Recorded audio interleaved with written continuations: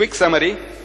Number one, that this crucifixion is a fiction, that it didn't happen. The way the Christians claim, those things didn't happen. Number one, he was reluctant to die. He didn't want to die. He didn't come prepared to come for any type of sacrifice. Luke chapter 22 verse 36, you'll find he's preparing for a fight. And had he come to die, there was no need for him to tell his disciples to go and arm themselves. Number two, he beseeched God for help. Matthew chapter 26 verse 39. Number 3, God heard his prayers. Hebrews chapter 5 verse 7. Number 4, an angel of God came to strengthen him. Luke chapter 22 verse 43. Pilate finds Jesus not guilty. It's good reason to keep Jesus alive. John chapter 18 verse 38. Number 6, Pilate's wife shown a dream in which she was told that no harm should come to this just man. In other words, that he should be saved alive. Matthew chapter 27 verse 19. Number 7, supposed to be on the cross for only 3 hours. According to the system in vogue, no man could die by crucifixion in so short a time, which means that even if he was fastened to the cross, he was alive. Number 8, the other two, his crossmates on the respective crosses, were alive. So Jesus too, for the same period of time, must be alive. John chapter 19 verse 32. But when they came to Jesus and saw that he was dead already, saw what? That he was dead already. As is, on page 36 and 37 and 38, I give you a list of 11 different persons in the newspapers who were certified dead and they were not dead. By doctors with stethoscopes, they were pronounced dead and they were not dead, they came back to life. And there is a society in England, I have given you the picture of the society of people who have come back from the dead. Were they all resurrected? No. But they were certified dead. This man, seeing a person on the cross, says he thought he was dead and he saw that he's dead already. I said, what does it mean, and saw? When doctors make mistakes in the Cruci-fiction hospital, where Chris Barnard operates, a white woman was certified dead and put into the mortuary, next morning she came out alive. When you make mistakes by the day, certifying people dead when they're not dead, what this means? That he was dead already. So I said, Jesus was John 19:33, that there was a mistake there in seeing. Number 9, Encyclopedia Biblica under article cross, column 960 says that when the spear was thrust, Jesus was alive. We didn't write the Encyclopedia Biblica.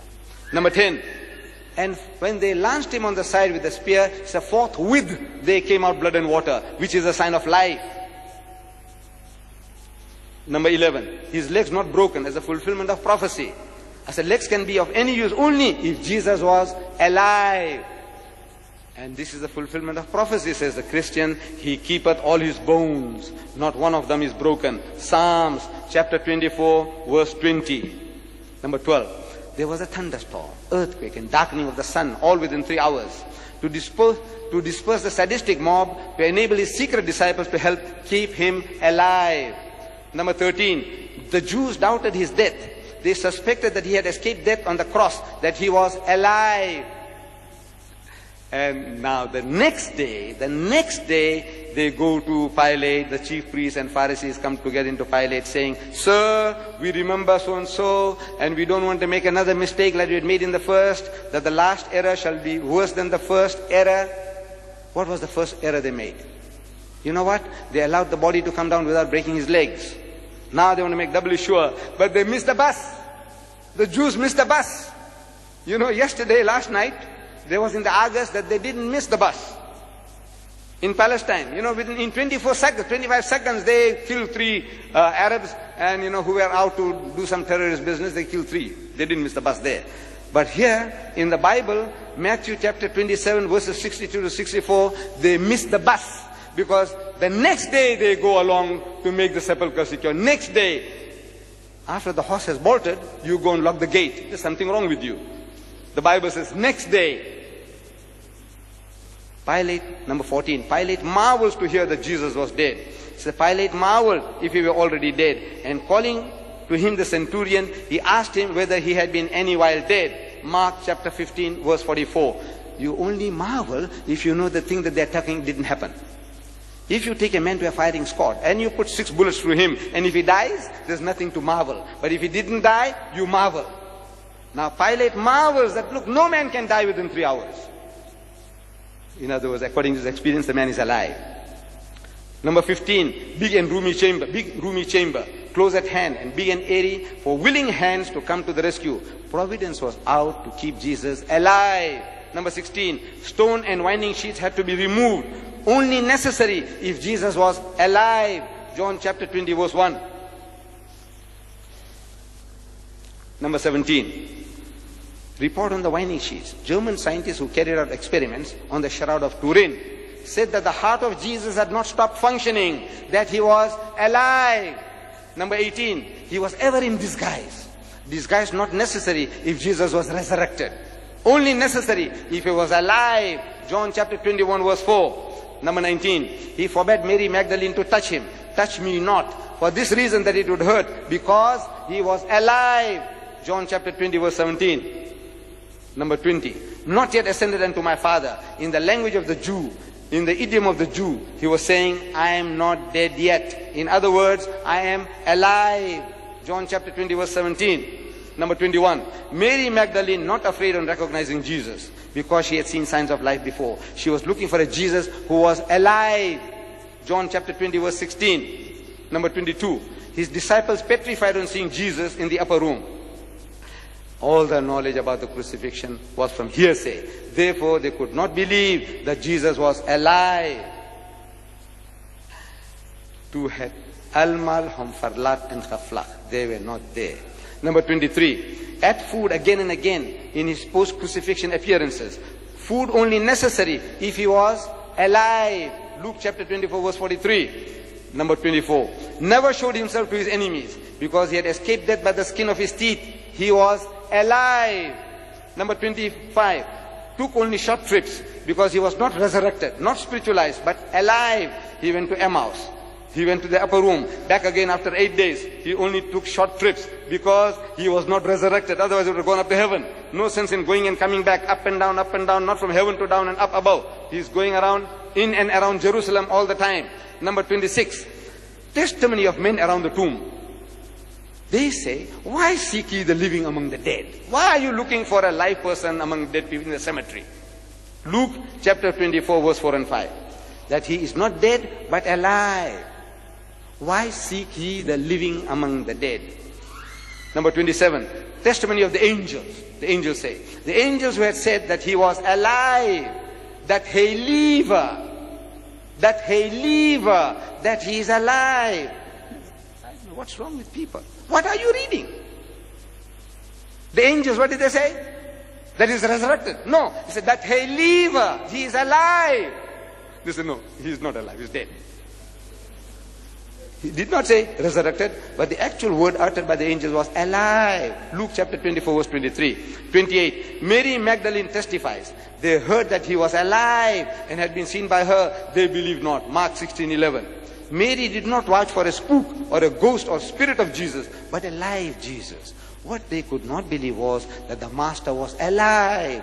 Mark 16:11. Number 29, Dr. Primrose, a senior anesthetist of the Royal Glasgow Infirmary, he says that the water in the blood was an account of scourging by staves and upset of the nervous vessels, that which was a sure sign that Jesus was alive.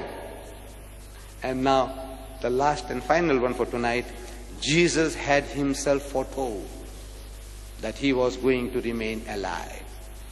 Matthew chapter 12 verse 38, 39, 40. He himself had told that he was not to die. That is his prophecy. The Jews come to him again. They were coming again and again, making a mockery of the Master, Rabbi, Meester, ons wil graag 'n teken van u sien. So Master, we would have a sign of thee. We want you to show us a miracle to convince us that you are the man we are waiting for. You are our Messiah. En Jesus antwoord en sê vir hulle, 'n slegte en oorspellige geslag soek na 'n teken en geen teken sal aan hom gegee word nie. Is that an evil and adulterous generation seeketh after a sign, but there shall no sign be given unto it except the sign of the prophet Jonah. Want soos Jona, drie dae en drie nagte in die hart van die grootvis was, so sal die seun van die mens drie dae en drie nagte in die hart van die aarde wees. For as Jonah was 3 days and 3 nights in the belly of the whale, so shall the Son of Man be 3 days and 3 nights in the belly of the earth. The only sign, he said, I'm prepared to give you is this, the sign of Jonah. And we are asking our Christian brethren, what was that sign? You know what was the sign of Jonah? Go to the book of Jonah. This is the book of Jonah. This is the book of Jonah, 1 page in the Bible. I enlarge it for you. It's hard to find. But you find it. You don't have to even go to it. If anybody has been to Sunday school, he knows the whole story. This is the book. This is the book of Jonah. I'm not exaggerating. There is only 1 page in the Bible called the book of Jonah. This one here. Front and back. 4 short chapters. It won't take you 2 minutes to read it, but you don't have to do that. Everybody knows the story. The Hindu knows it, the Christian knows it, the Muslim knows it, the Jew knows it, everybody knows about Jonah. Jonah in the whale. So Jesus says, the sign, the miracle that I'm going to show you is the miracle of Jonah. So we are asking, what miracle did Jonah perform? So you go to the book of Jonah and you read there that Jonah was sent to the Ninevites, a city called Nineveh of 100,000 people. God Almighty tells him, go to Nineveh and warn the people that they must repent in sackcloth and in ashes, meaning they must humble themselves before the Lord. But Jonah, instead of going to Nineveh, he goes to Joppa and he's running away. He's going to Tarshish. Because he's despondent that these materialistic people, wicked and adulterous generation of his time, they will not listen to me. So presumptuously, he is running away. And at sea there's a storm. And according to the superstitions of these people, anybody who runs away from his master's command creates such a turmoil at sea. So they began to question who can be responsible. So Jonah, Hazrat Yunus alayhi salam, Jonah now realizes that he's the guilty man because he's running away from his master's command. So he volunteers. He said, look, I'm the guilty man. God is after my blood and he's going to sink the boat to kill me. And in the process, you innocent people will die. You rather take me and you throw me overboard. It'll be all right for you. He makes a manly comeback. They say, no. You might be wanting to commit suicide. You want us to help you? No. We have our own system of finding out right from wrong. What is called casting of lots, like head or tail. And according to that system, it came to the turn of Jonah that Jonah was the guilty man. So they took him and they threw him overboard. So we are asking our Christian brethren that when they threw him overboard, was he dead or was he alive? But to make it easy for them, we have to tell them that, look, this man volunteered. And when a man volunteers, you don't have to strangle him before throwing. When a man volunteers, you don't have to spear him before throwing. When a man volunteers, you don't have to break his arm or limb before throwing. Am I right? He volunteered. He said, throw me. So when they threw him overboard, was he dead or was he alive? What do you say? What do you say? Tell me, quickly. Alive. A little more loud. I want to hear it from your mouth. Alive. A fish comes and gobbles him up. Dead or alive? Alive. From the fish's belly, he's praying to God for help. Do dead people pray? No. So he was alive. 3 days and 3 nights the fish takes him around the ocean. Dead or alive? Alive. On the 3rd day, vomits him on the seashore? Alive. Look, Jesus said, for as Jonah was, so shall the Son of Man be. The only miracle. He didn't say, blind Bartimaeus, I healed him. You know that woman with issues, she was bleeding for ages and she touched me and she got healed. You know those 2,000 pigs I destroyed. You know the fig tree, I dried it up from its very roots. Nothing. You know Lazarus, I brought him back from the dead. Nothing. The only sign I'm giving you is the sign of Jonah. What happened to Jonah is going to happen to me. The miracle of Jonah is my miracle. So we are asking, how was Jonah? Dead or alive? And the Jews say he was alive. And the Christians say he was alive. And the Muslims say he was alive. For 3 days and 3 nights, the man was alive through and through. It's a miracle. It's a miracle that you throw a man into a raging sea and he doesn't die. It's a miracle. A fish gobbles a man, he ought to die. He didn't die. It's a miracle. 3 days and 3 nights suffocation and heat in the whale's belly, he ought to die. He didn't die. It's a miracle. It's a miracle of a miracle of a miracle. Can you see? Impossibility. But that's what makes it a miracle, a sign. Now, ask our Christian brethren. How was Jesus in the tomb for 3 days and 3 nights? 1,200 million Christians, they say he was dead. Is that like Jonah in your language or unlike Jonah in your language? Is that suas Jonah or ni suas Jonah? Ask them. In your language. The man says one suas Jonah, like Jonah, Jengo Jonah. Yes. I said, in your language, please tell me, you are telling me, Jesus said he'll be like Jonah. You are telling me he was unlike Jonah. So who's speaking the truth, you or Jesus? Who is speaking the truth? Is Jesus lying or you are lying? Tell me now. Who between the two of you, the 1,000 million Christians or Jesus Christ? Who is not speaking the truth? Will you please tell us? He said he'll be like Jonah, and you say, and that's the only miracle. No, they say. He said, no, he was emphasizing the time factor. Can't you see? He said, for as Jonah was 3 days and 3 nights, so shall the Son of Man be 3 days and 3 nights. He uses the word 3, 4 times to emphasize the time factor. I said, look, there's nothing miraculous about a time factor. 3 days and 3 nights is not a miracle. The miracle is you expect a man to die and he doesn't die. That's a miracle. You know, the first time I came to your country, beautiful mother city, you know, it took me 3 days and 3 nights in that train, that old train, Orange Express. 3 days. So it's a miracle. The miracle of Deedat took him 3 days and 3 nights. Is that a miracle? It took me 3 days and 3 nights, man, coming from Durban to Cape Town. 3 days and 3 nights. I said, look, it's a miracle. He said, nonsense, silly. And how can you talk like that? Yes, how can I talk like that? He says, there's nothing miraculous about 3 days and 3 nights, or 3 weeks and 3 years, what it is, nothing. But the man, drowning man, clutching at straws, his whole salvation is depending on this. So he says, it's the day, the night and day. He says, no, it's a time factor. I said, all right, time factor. When was he crucified? So it's a Friday afternoon. How long was he on the cross? Some say 3 hours, some say 6 hours. I say, whatever you say, I accept. You know, the Jews were in a hurry to put him up. You know why? Because of the general public. He was a hero to the people. He was a hero to the people. And if your hero's life is in danger, there could be a riot. People, things can go out of hand. So before that happens, quickly, hurry, they wanted to hang him up. But when they put him up according to the scriptures, they're now in a hurry to bring him down. You know why? Because of the Sabbath. And Friday at sunset, according to the Jewish calculation, it is Saturday. We are now Saturday. According to Jews, this is Sunday. We are in Sunday night. According to the Islamic calculation, we are in Sunday night. But for usage, we say Saturday night. Meet us here, otherwise you get confused. So, before sunset on Friday, they had to bring the body down. And they say they brought it down. That's all right. And they give him a burial wash, which takes a couple of hours, according to this Campus Crusade author. Couple of hours. And they put 100-pound weight of medicines around the man.